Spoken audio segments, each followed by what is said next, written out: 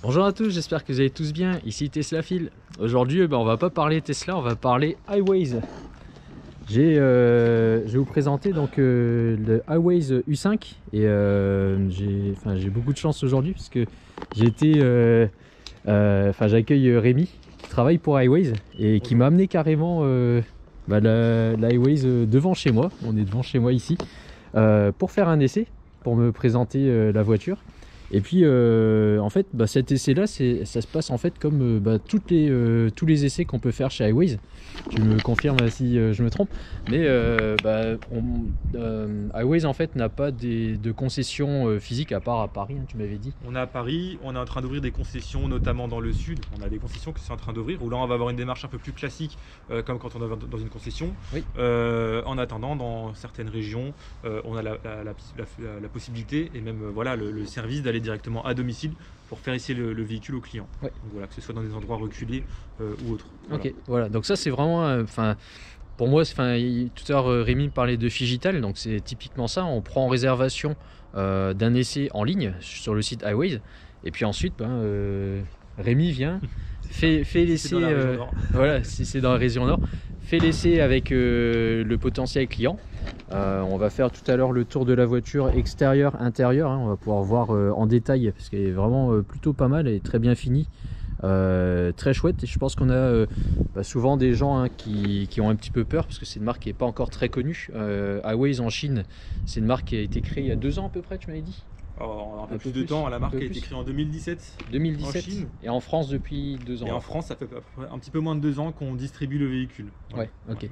Voilà, donc c'est assez récent, mais le fait qu'il y ait relativement peu de clients, on va dire, ils sont aux petits oignons en fait pour les clients. Donc que ce soit pour un essai aujourd'hui qu'on va voir ici, mais également si vous avez une intervention ou même pour la livraison de la voiture, ça sera à l'adresse que vous indiquez. Vous n'avez pas besoin de vous déplacer à droite à gauche. Et on va en parler aussi tout à l'heure, mais il y a un système en fait pour toutes les interventions. C'est un petit peu comme chez Tesla. Il y a des rangers qui se déplacent, mais là en fait ils se déplacent vraiment. Quand je dis ça, parce que chez Tesla en fait il faut vraiment qu'il y ait des rangers de disponibles pour pouvoir se déplacer. Là chez Hiways ils se déplacent vraiment quand on a une intervention à faire, on va dire tant qu'il n'y a pas besoin de mettre la voiture sur un pont. Et sinon il y a un réseau en fait de chez Feu Vert qui permettent d'accueillir en fait les voitures et les monter sur des ponts s'il y a des grosses interventions à faire. Voilà, donc on va attaquer le tour du propriétaire. Donc d'abord je vais faire le tour là parce que moi je l'avais déjà vu cette voiture. La couleur qu'on voit ici c'est une nouvelle couleur, c'est la nouvelle couleur pour 2023, donc elle est grise. Ce qu'il faut savoir chez Hiways, c'est que ce sont des couleurs qui sont toutes de série. Donc on a aussi bien le gris qu'on voit ici, il y a une couleur prune, donc un violet foncé qui est vraiment très très chouette. Il y a un vert un petit peu pâle, je sais pas trop comment je vais pouvoir le décrire, mais il est vert pâle, on va dire ça comme ça. Entre le vert et le bleu il y a du blanc, et je sais plus ce qu'il y avait d'autres encore. En tout cas il y a 4 ou 5 couleurs et aucune n'est en option, donc ça c'est un gros plus. Ce qu'il faut savoir aussi, c'est qu'il y a 2 intérieurs, donc un intérieur blanc et un intérieur noir, et les deux en cuir vegan qu'on a ici. Et c'est des options pareil non payantes, hein, donc vous choisissez l'intérieur que vous voulez et c'est tout. Et sinon tout est de série dans la voiture, il n'y a aucune option que vous pouvez commander. Donc que ce soit ici, moi je pense au capteur parce que moi j'ai pas de capteur sur ma Tesla. Une caméra à l'avant, la caméra 360 je vais vous montrer tout à l'heure. Tout ça c'est de série. Il y a un toit ouvrant panoramique aussi qu'on n'a pas chez Tesla. Je parle beaucoup de Tesla parce que c'est ce que je connais le mieux, hein. Mais par rapport à un modèle Y par exemple, c'est sensiblement les mêmes dimensions extérieures. Et il y a quelques équipements qui sont quand même sympas qu'on ne retrouve pas chez Tesla pour X raisons. Donc là on a des pneus qui sont à peu près de la même dimension, c'est 235 par 50 en 19. Voilà, donc des pneus qui sont presque aussi larges, hein. Enfin c'est la taille standard on va dire aujourd'hui. Ici des poignées qui sont affleurantes, donc là elles sont en position semi-ouverte pour pouvoir rentrer dans la voiture, hein. Mais sinon elles se rétractent pendant qu'on roule. C'est une ouverture des portes sans clé. Donc en fait on a une clé dans la poche, on rentre dans la voiture et la voiture détecte quand on est à proximité et les poignées s'ouvrent. Et pour démarrer c'est pareil, il n'y a pas besoin d'installer de clé à l'intérieur de la voiture. Moi j'aime bien cet effet de style ici où ça se réduit un petit peu. Ça c'est vraiment pas mal je trouve. Ça donne un petit côté un peu ça donne un peu de musculature, je sais pas, c'est comme ça qu'on dit. Un petit côté sympa. À l'arrière on va retrouver ici les lettres Highways. Je sais que parfois il y a des gens qui mettent les lettres Tesla, donc là ici on a les lettres Highways avec un bandeau qui fait toute la largeur de la voiture. Ça c'est aussi un effet de style vraiment sympa. L'arrière quand on le regarde on voit pas souvent ça sur la route, c'est plutôt sympa. On a un essuie-glace arrière qu'on n'a pas non plus chez Tesla. Donc, moi tout ce qu'il n'y a pas chez Tesla j'ai en parlé. Et on va regarder également donc de ce côté là, donc un petit béquet sympa aussi avec le petit aileron de requin. Et en voilà pour l'extérieur.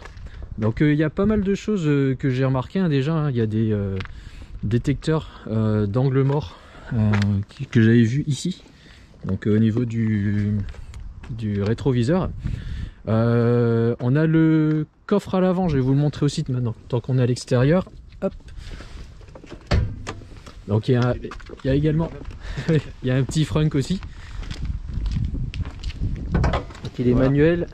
On a il y a quand même le souci du détail, hein. C'est pas quelque chose où on vient mettre une tige métallique. Là il y a quand même un petit piston qui vient pousser ça.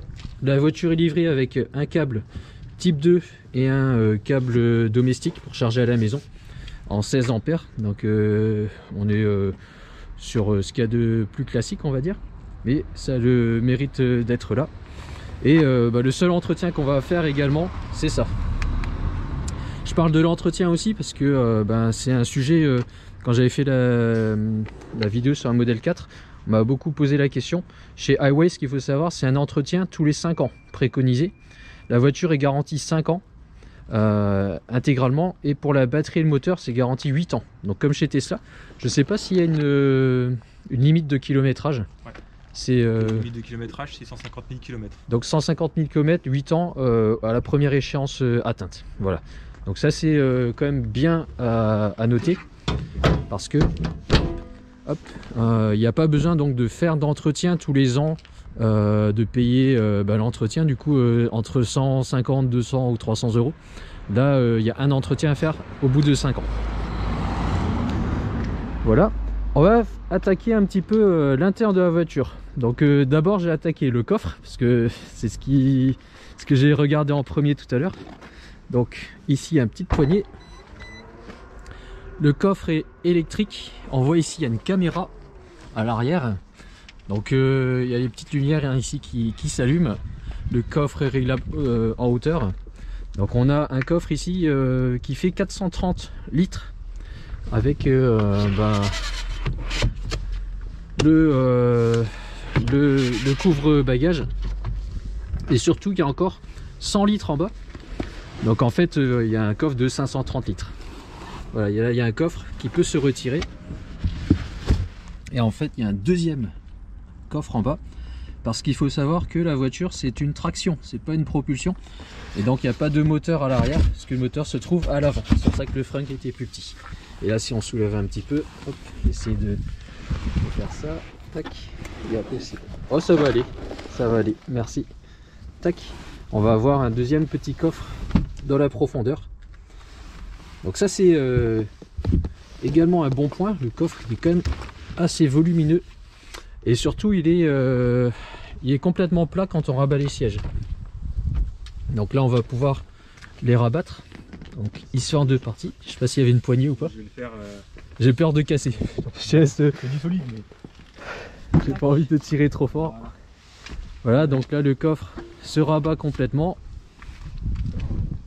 Et donc si on enlève là le cache-bagage, il est vraiment plat.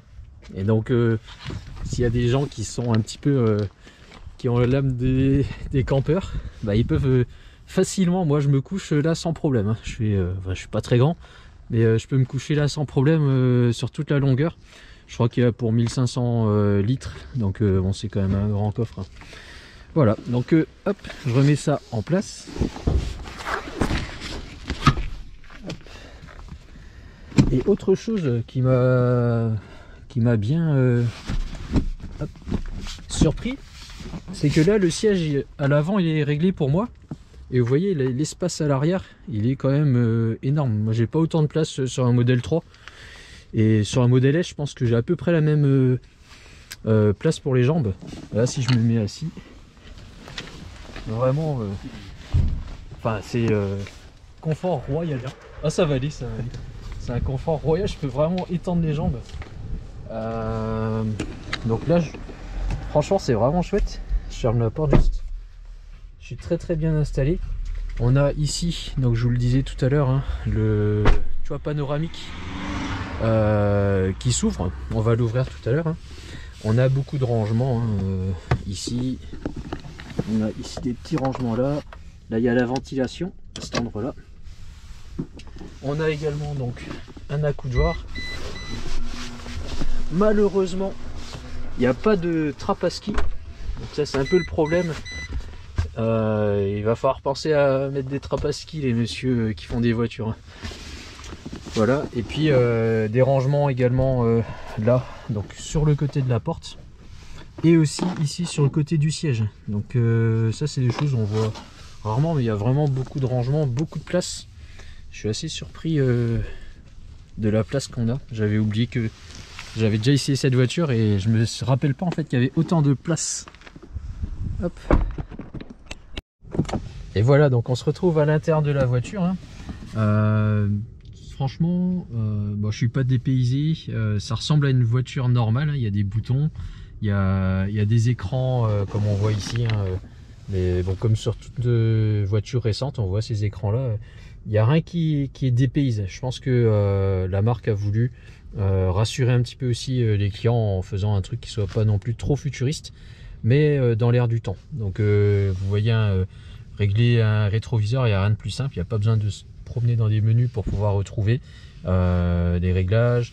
Ici on a donc un cadran, tout ce qu'il y a de plus classique, avec la possibilité en appuyant sur des boutons de changer l'affichage. Donc on peut avoir un affichage un petit peu plus enfin, futuriste, avec juste une ligne pour la vitesse, avec comment dire, une jauge. Ou alors on peut avoir ça un petit peu plus classique avec un cadran. Donc tout ça c'est paramétrable. Sur l'écran qu'on a ici, sur la gauche, c'est un petit peu comme sur la Model S. On peut choisir, donc en appuyant ici simplement sur la molette, on fait un appui long. Et là du coup on va pouvoir faire défiler et afficher diverses informations. Donc ça peut être la pression des pneus, ça peut être l'état du véhicule, la consommation. Donc là on voit on a une conso moyenne à 22 kWh au 100 km. J'ai bien un peu lourd. Oui. Et donc voilà, donc bon, il n'y a aucune information qu'on a essayé de cacher, hein. C'est des informations du véhicule. Et sur le côté droit on va avoir tout ce qui est musique. Donc tout à l'heure quand on va démarrer, on branchera le téléphone, on va pouvoir montrer un petit peu ce que ça fait pour la musique. Ensuite on a l'écran central qui est, alors je sais pas quelle taille il fait, je dirais à peu près 10 pouces, peut-être un petit peu moins. On a plein de boutons, hein. Ici on a les contrôles du véhicule. Ah, c'est juste le CarPlay qui s'allume parce qu'on est en train de m'envoyer des petits messages. Ok, ouais. Pas de souci. Alors hop, donc ici on a les contrôles du véhicule avec la possibilité. Attends, je vais déconnecter. Tiens, vas-y. Ok, ouais. Avec ici la possibilité d'ouvrir aussi bien le toit ouvrant. Donc on va l'ouvrir juste pour voir comment ça marche. Déjà il faut que je regarde. Ah, à gauche, vas-y. C'est celui-là? Ouais. Ok, ça marche. Tu peux appuyer juste en bas pour pas avoir le... Voilà. Ah ouais. Donc là on a le toit ouvrant qui s'ouvre.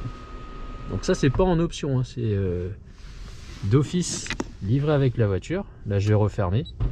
Ce qui fait froid quand même. Et si je me trompe pas, on avait aussi le comment on appelle ça là, le truc, le pare-soleil, voilà. Donc on a le pare-soleil et on va pouvoir le fermer. Et donc là on a un pare-soleil qui permet d'isoler un petit peu. Donc en été quand il fait trop chaud, ça évite d'avoir le soleil qui tape directement dans l'habitacle. Et contrairement à Tesla, bah, ça c'est de série, il n'y a pas besoin de faire comme moi j'avais dû faire, mettre un pare-soleil manuel qu'il faut plier, etc. Ça c'est de série. Donc, il y a quand même des choses qui manquent, qui manquent chez Tesla, mais qu'on retrouve ici et qui me manquaient moi parce que bah, je les avais de série auparavant également sur une Mercedes que j'avais avant. Là également on a, hop, panoramique, qu'est-ce que c'est? Bah, vous voyez, c'est la caméra 360. Donc la voiture elle est équipée de capteurs tout autour de la voiture et de caméras. Donc je vous ai montré tout à l'heure la caméra devant, derrière.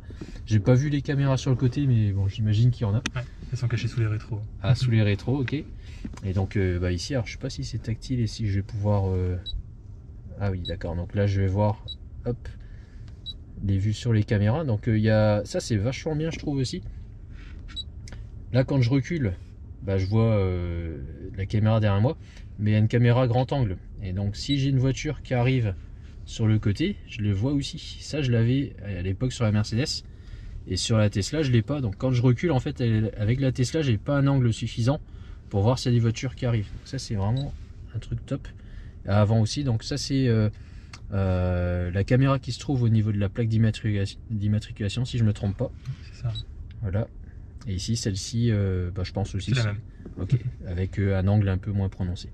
Et tout à l'heure, comment tu as fait pour faire la belle pour la vue 3D, il animation, suffit d'appuyer juste ici. Ah. Voilà. Et là, tu vas pouvoir te balader justement Yes, autour du véhicule.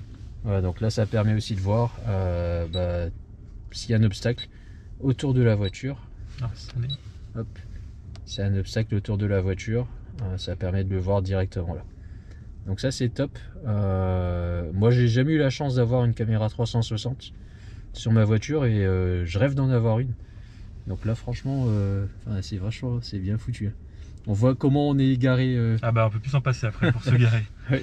Et on voit ici que le gabarit de la voiture finalement est pas si petit. Alors quand je dis pas si petit, c'est comparable en fait à, enfin je parle de la modèle Y, parce qu'en longueur, en largeur c'est quasiment la même chose je crois. On est légèrement plus court, on a 4,68 m de long. Ouais, 4,68 m. Je sais même pas combien c'est une modèle Y, à peu près 4,70 m je pense. Un peu plus je crois encore. Ouais. Ouais, un peu plus. Ouais. Et par contre en termes de poids, alors on va parler un petit peu de l'aspect technique de la voiture, parce que là j'ai fait le tour de la voiture, on a regardé un petit peu tout ce qu'il y avait, mais j'ai pas parlé de la voiture en elle-même. Donc ce qu'il faut savoir en termes de motorisation, donc c'est un moteur qui fait 150 kW, j'ai appris le texte par cœur, c'est 204 chevaux. J'ai déjà eu l'occasion de le tester et c'est largement suffisant pour rouler comme je roule moi d'habitude. De la même manière que la Tesla, il n'y a pas besoin d'avoir beaucoup plus de puissance. Et c'est une batterie de 63 kWh. Donc avec cette batterie là, on a une autonomie. Alors autonomie WLTP, c'est 400 km. On a 400 km WLTP. Voilà, 400 km WLTP. On va se retrouver à peu près en réel, je pense à 300-350 en fonction de si on est en hiver, en été, si on fait de l'autoroute ou pas. Mais autour de 300-350, je pense que c'est jouable. Tout à l'heure on a vu une consommation de 22 kWh à peu près au 100, donc on est sur du 300 km je pense. Donc ça c'est première information. Autre information, la voiture elle est relativement légère, elle fait 1 tonne 770 je crois. Ouais, tout à fait. Voilà, moins d'1 tonne 8. Donc l'avantage en fait de ne pas avoir une grosse batterie, bah, c'est aussi que la voiture va être plus légère. Et tout à l'heure à la conduite, bah, je vais voir en fait si réellement on va le ressentir sur la route ou pas. Est-ce que ça va être un peu pâteau ou pas. Moi la Model S elle fait 2 tonnes 2. La Model 3 elle fait plus d'1 tonne 8. Donc là on va être en dessous et on va voir ce que ça donne. La répartition du poids est un petit peu différente parce que comme c'est une traction et avec un moteur à l'avant, il y a plus de poids à l'avant et moins de poids à l'arrière. Donc ça va peut-être aussi un petit peu changer. Ce qu'il faut savoir c'est que c'est un SUV. Donc c'est pas un truc pour aller attaquer l'école dans les montagnes. Hein. C'est pour la famille. On a vu tout à l'heure, il y a beaucoup de place à l'arrière. Donc c'est une voiture de bon père de famille, je dirais. Et ça permet de faire tous les déplacements qu'on a besoin de faire, je pense, pour une famille normale, on va dire. Il y avait aussi des choses que je voulais vous montrer à l'intérieur de la voiture. C'était ces caméras là. Donc on a une caméra à cet endroit là, une caméra ici. La voiture en fait permet de voir. Hop, je vais faire l'onglet. je vais essayer de retrouver. Vas-y, je t'en prie. Donc ça doit être dans les réglages, non? C'est dans celui d'à côté. Ah mince. Ouais. Ici. Tac, contrôle du véhicule. Ok, dans le contrôle du véhicule. Ah oui, ça y est, je me Sécurité et rappelle. confort. Voilà, toujours la sécurité. Ok, voilà. Il va falloir glisser un petit peu. Hop, Je t'en prie. pardon. Et donc Voilà. ici il y a une fonction Conseil de conseil de sécurité. Ok.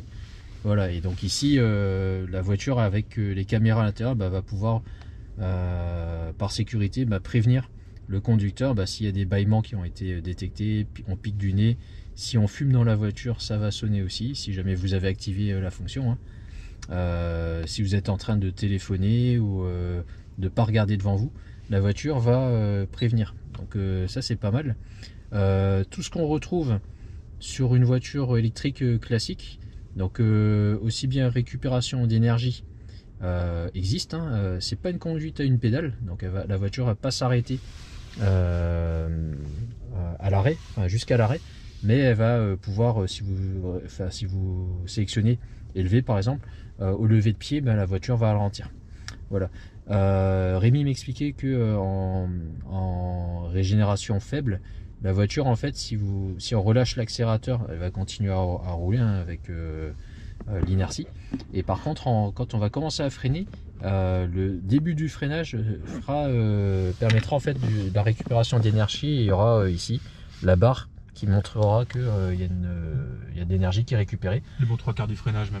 Ouais. Et ensuite seulement quand on va vraiment appuyer fort, là ça sera les disques et plaquettes qui vont rentrer en contact ensemble, et donc ils vont vraiment ralentir la voiture de manière mécanique. Voilà. Et sinon tout se contrôle ici sur l'écran. Donc bon, l'écran est tout ce qu'il y a de plus normal, hein, c'est suffisamment réactif pour être utilisé au quotidien. Et donc ici il y a plein de fonctions. On peut charger le téléphone sans fil. Alors j'ai pas vu où c'était, mais C'est juste ici. ok. Voilà. Ah oui. Donc on met son téléphone là et ça charge. On met son tel là et ça charge. Ok. Bon. Je sais pas s'il est bien charge. Ou alors il était peut-être pas chargé. Ah voilà, super, ça s'est lancé. Il y avait un truc aussi que je voulais vous montrer à l'intérieur de la voiture. Hein. Il y a une particularité, il n'y a pas de boîte à gants sur cette voiture. Il y a des petits crochets qu'on voit ici. Hein. Et la boîte à gants en fait, elle est là. Donc ici on met plus que des gants. On va pouvoir ranger plein de trucs. Alors c'est un peu comme sur ma Model S parce que j'ai aussi un rangement de ce type là au milieu de la console centrale. Et donc ça permet de dégager de la place au niveau des jambes. Parce que là du coup il y a vraiment beaucoup de place, la boîte n'existe pas, donc on a potentiellement on pourrait décaler même le siège encore un peu à l'avant, donc ça c'est vachement bien. On a ici un bandeau qui est alors je sais pas comment, c'est du plastique hein, je pense, Oui, avec voilà, avec un petit liseré qui fait toute la largeur de la voiture. Et puis ici hop, la ventilation hein, qui est réglable, donc de part et d'autre. Et ici côté conducteur on a également ça. Donc ça c'est pas mal, hein, tous ces effets de style. On a ici la console centrale, donc piano black. Alors forcément bon, il y aura peut-être des traces de doigts avec ici le secteur de vitesse, donc marche avant, marche arrière, neutre, frein de parking, hein, tout ce qui est de plus classique. Une chose très importante chez iWays, c'est ce bouton là. En fait c'est pas le bouton SOS, le SOS il est ici, donc là si vous avez un accident ou quoi, ça sera là qu'il faudra appuyer. Mais tout à l'heure Rémi m'expliquait que ce bouton là, donc supposons que vous tombez en panne d'électricité sur l'autoroute, ou vous avez un pneu crevé, vous appuyez directement ici, vous avez l'assistance iWays en direct. Donc pour tout type d'urgence en fait, vous avez la possibilité ici d'appuyer sur ce bouton et d'appeler en fait au secours. C'est iWays en fait qui viennent vous dépanner pendant les 5 premières années de garantie. Puis après si c'est la batterie du véhicule qui lâche ou le moteur, c'est pour les 8 ans. Ouais. Sauf Alors, si erreur. Pour tout ce qui va être, comment dire, pas assez d'électricité pour aller à la prochaine borne, Oui. ça rentrera pas dans la garantie, ce sera 3 ans. Ah, c'est les 3 ans. 3 Ok. ans. Ok. Voilà. Ok, ça marche. Donc pour 3 ans, c'est déjà bien mal. Ok, ça marche. Quand même. La voiture, elle est 4G. Et tout à l'heure, je posais la question pour les mises à jour. Alors, j'ai essayé de retrouver dans les boutons aussi. Je pense que c'est là. Voilà. Et ici, on a à propos d'eux. Donc, à l'instar de Tesla, hein, il y a des mises à jour également. Et là, elles se font directement sur l'écran. Il n'y a pas besoin de faire de partage de connexion en Wi-Fi. Hein. Ça va passer par la 4G du véhicule. Et donc, les mises à jour se feront par le biais de cet écran là également. Donc là on voit, je n'ai jamais regardé trop dans le détail, mais il y a des mises à jour qui peuvent être faites. Voilà, donc la voiture de série est équipée aussi des sièges chauffants à l'avant. Là il y a une clim bizone, hein. À l'arrière il y a aussi la ventilation, siège électrique à l'avant, si je me trompe pas, il y a réglage lombaire aussi. Réglage lombaire, ouais. Ouais, j'ai réglage lombaire sur mon siège en tout cas. De ce côté j'ai pas regardé. C'est seulement conducteur. Ok, seulement conducteur, ok. Après ici on a un petit coffre. Et puis les portes gobelets, hein, classiques. Donc voilà pour l'intérieur. C'est un intérieur moi je trouve qu'il est vraiment chouette. Au niveau de, vous allez peut-être me poser la question au niveau des plastiques. Alors au niveau des plastiques, c'est pas du premium, hein. Clairement c'est légèrement moussé. Je dirais que ça ressemble à un constructeur généraliste. C'est pas mauvais, c'est ni super bon, mais on n'a pas encore parlé du prix de la voiture, mais cette voiture là est moins chère qu'une modèle Y. Elle est juste au-dessus d'une modèle 3 si je me rappelle bien. Ah non, moins, je sais plus. Juste au-dessus du modèle 3. Juste au-dessus d'une modèle 3 et 1000 € plus cher qu'une modèle 3 catalogue. Je pense qu'il y a moyen de négocier, mais bon, faudra appeler Rémi et puis il faudra discuter. Hors bonus, hors remise. Voilà, hors bonus. En tout cas, ça permet d'avoir un SUV. Là, avec le bonus de 5000 € de l'État, on se retrouve à moins de 40 000 €. C'est ça, hein. Oui. Ouais. Alors, 41. Ouais, on va dire 41. Voilà, 41 000 € et hors négociation. Après, faut voir avec iWays, mais ça, c'est plus de mon ressort. Alors, autre point, parce que je sais que vous allez me demander dans les commentaires, c'est la fonction GPS, comment ça fonctionne. Donc en fait, cette voiture est équipée ici d'Apple CarPlay nativement et Easy Connection pour les téléphones Android. Donc comme à toute voiture en fait avec Apple CarPlay ou Android Auto, donc c'est pas du Android Auto, hein, ça s'appelle Easy Connection. On va pouvoir ici brancher un câble directement à son téléphone portable, et donc le téléphone portable va gérer Waze ou Google Maps directement sur l'écran. Et donc là le but, par exemple, on va simuler un aller à Metz, et comment est-ce que la voiture va nous dire où est-ce qu'il faut aller charger. Donc on va prendre le téléphone. Je me permets non vas-y, je t'en prie. Voilà. Alors déjà on peut cliquer directement, on va retrouver évidemment son GPS, son Maps, son Waze, on met tout ce qu'on veut. Là on va tomber dans les applications. Si jamais on veut par exemple voir les bornes qu'on a autour, on clique sur Charge Map. Donc on travaille avec Charge Map, que ce soit pour la carte ou directement sur l'application. Donc là, si jamais on veut aller à n'importe quelle borne, le véhicule va choisir les bornes. Donc si jamais on souhaite partir à Metz, comment ça se passe? Donc toujours avec l'application Charge Map, on a un planificateur d'itinéraire qui dit voilà, on va partir. Peut-être pas mettre ta rue, non? Ouais, je cacherai. Ouais. On part à cet endroit-là avec 100%. On arrive à Metz avec au moins 20% pour être tranquille sur la route. On est Waze 5. À 130 km/h sur autoroute. Bon, après c'est à vous de régler selon comment vous souhaitez partir. De base, l'application a une vision assez pessimiste et préfère prévoir plus d'arrêts et arriver de façon tranquille, mais c'est bien pour débuter quand on ne connaît pas forcément le véhicule au tout début. Voilà. Donc on a la planification directement depuis Charge Map, et ici on va pouvoir voir le trajet donc de Lille en passant par la Belgique, en arrivant donc à Metz avec une charge. Je ne sais pas si on voit bien sur l'écran, avec une charge qui est prévue sur Unity. Donc ici on va voir le Unity sur lequel on va pouvoir aller charger, et puis envoyer ici vers la voiture l'emplacement GPS du chargeur. Et donc ici on va retrouver l'information sur l'écran, et donc ici on va pouvoir directement, voilà, avec Waze, avec ce qu'on veut. Voilà, on va pouvoir partir ici directement grâce à l'écran de la voiture. Donc voilà pour ceux qui se poseraient la question, comment est-ce qu'on gère un trajet avec cette voiture. Et voilà pour la première partie de cette vidéo. J'espère que vous avez déjà pu voir donc l'intérieur, l'extérieur de la voiture. Je vais faire la deuxième partie de la vidéo séparément, parce que bon, il y en a déjà pour plus de 30 minutes de vidéo. Et donc n'hésitez pas à vous abonner, à liker, à commenter cette première partie de vidéo. Comme vous avez pu voir, hein, ça peut être une alternative à la modèle Y. Alors il y a quand même certaines choses, hein, et on en parlera lors de la conclusion de la vidéo. Son prix va certainement être un frein, parce que finalement cette voiture, la iWays U5, était moins chère. Elle a subi une augmentation de tarif. Maintenant, pour arriver quasiment au même tarif qu'une modèle Y. Auparavant, on arrivait à en trouver entre 36 000 et 33 000 euros après réduction. Donc à 33 000 euros, c'était sans concurrence, et même un modèle Y, aussi bien soit-il, il y avait quand même un beau gap en termes de tarifs. Là, c'est plus le cas, donc la question se pose.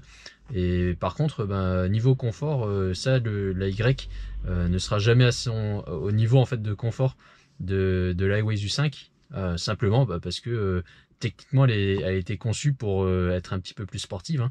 Et donc ça peut être une alternative pour des gens qui recherchent pas forcément la performance, la meilleure efficience, moteur plus puissant, etc., mais simplement se déplacer d'un point A à un point B en tout confort. Et là par contre la iWays U5 a son mot à dire. Voilà, donc je vous dis très bientôt, et la prochaine vidéo que je vais faire, hein, sur la route pour l'iWays U5. À bientôt, au revoir.